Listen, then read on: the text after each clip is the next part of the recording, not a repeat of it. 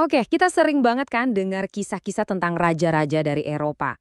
Tapi hari ini ceritanya beda. Kita bakal bahas seorang penguasa yang mungkin terlupakan dalam sebuah kisah tentang kekuatan rempah-rempah, intrik politik yang licik, dan sebuah perlawanan yang luar biasa berani.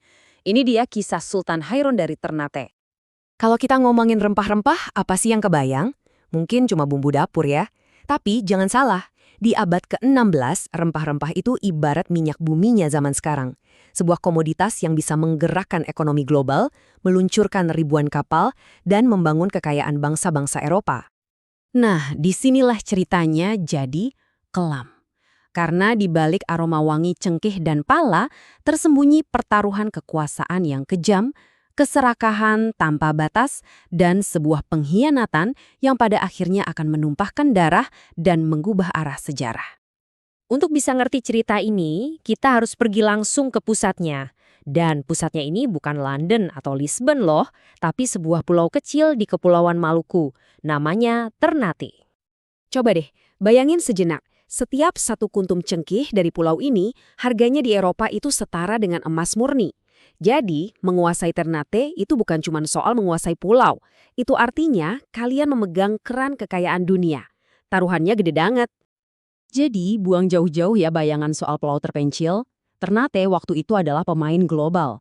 Sebuah kerajaan maritim yang berdaulat, pusat perdagangan yang super sibuk, dan yang paling penting, satu-satunya sumber komoditas paling berharga di planet ini. Dan di tengah-tengah panggung global yang seru ini, muncullah tokoh utama kita. Dia bukan seorang jenderal yang haus perang, tapi seorang ahli strategi yang sangat-sangat lihai. Yuk kita kenalan lebih dekat sama Sultan Hairun. Nah, ini yang bikin Sultan Hairun beda. Dia itu nggak cuma mewarisi tahta, tapi dia benar-benar dipersiapkan untuk itu. Pendidikannya itu lengkap banget, mulai dari hukum adat Ternate, tata kelola maritim, sampai diplomasi internasional dan tata negara Islam. Dia adalah penguasa yang paham kerajaannya sendiri, sekaligus paham panggung dunia tempat dia bermain. Dan inilah jurus andalannya, politik seimbang. Jadi, Sultan Hairun melihat Portugis bukan sebagai penguasa, tapi murni sebagai mitra dagang. Dia membuka pintu lebar-lebar untuk bisnis, tapi pintu itu langsung dibanting kalau ada yang coba-coba ikut campur urusan kedaulatan Ternate. Pendekatan yang cerdas banget untuk masanya. Awalnya nih, orang Portugis mikir, wah dapat pion yang gampang diatur nih. Mereka salah besar. Ternyata mereka justru lagi berhadapan sama seorang grandmaster catur politik.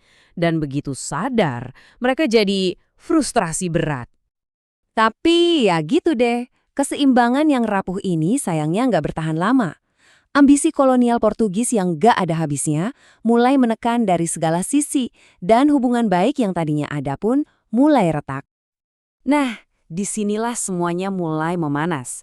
Portugis menuntut segalanya. Monopoli total perdagangan cengkih, kontrol atas benteng dan pelabuhan, bahkan mau ikut campur soal siapa yang jadi raja selanjutnya.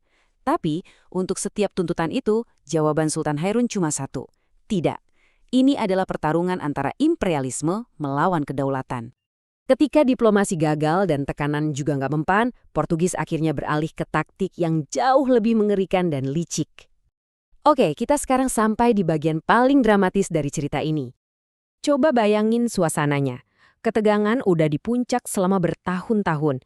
Rasa percaya udah sama sekali nggak ada.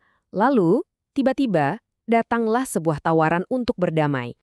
Sang Sultan, yang memang selalu setia sama jalur diplomasi, menerima undangan itu. Dia berjalan masuk ke sarang musuh, di bawah bendera perundingan, dengan harapan tulus bisa menemukan solusi damai.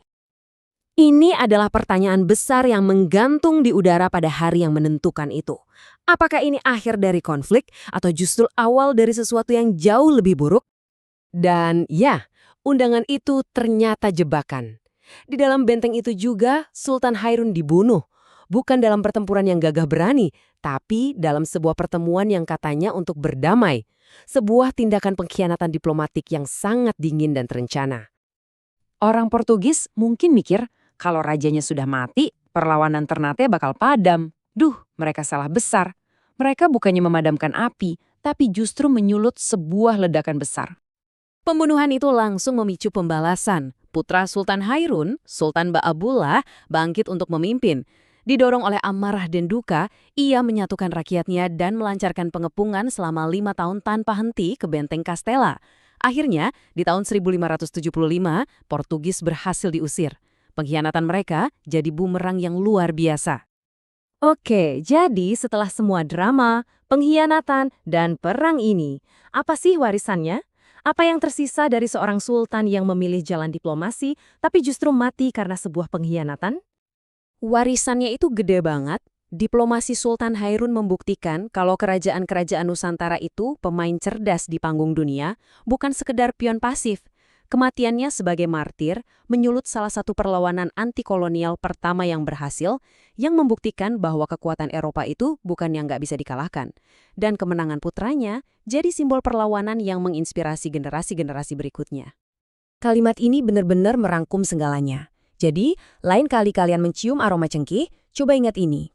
Di balik komoditas itu, ada kisah manusia. Kisah tentang kekuasaan, kedaulatan, pengorbanan, dan semangat perlawanan yang nggak pernah padam. Dan ini nih, pemikiran terakhir yang mau saya tinggalin buat kalian dari kisah ini. Sultan Hairun mengajarkan kita bahwa perlawanan sejati itu nggak selalu dimulai dengan suara letusan senjata. Kadang, perlawanan itu dimulai dari tindakan yang jauh lebih kuat. Penolakan untuk menyerahkan kedaulatan, penolakan untuk dikendalikan, dan penolakan untuk tunduk. Terima kasih sudah menyimak.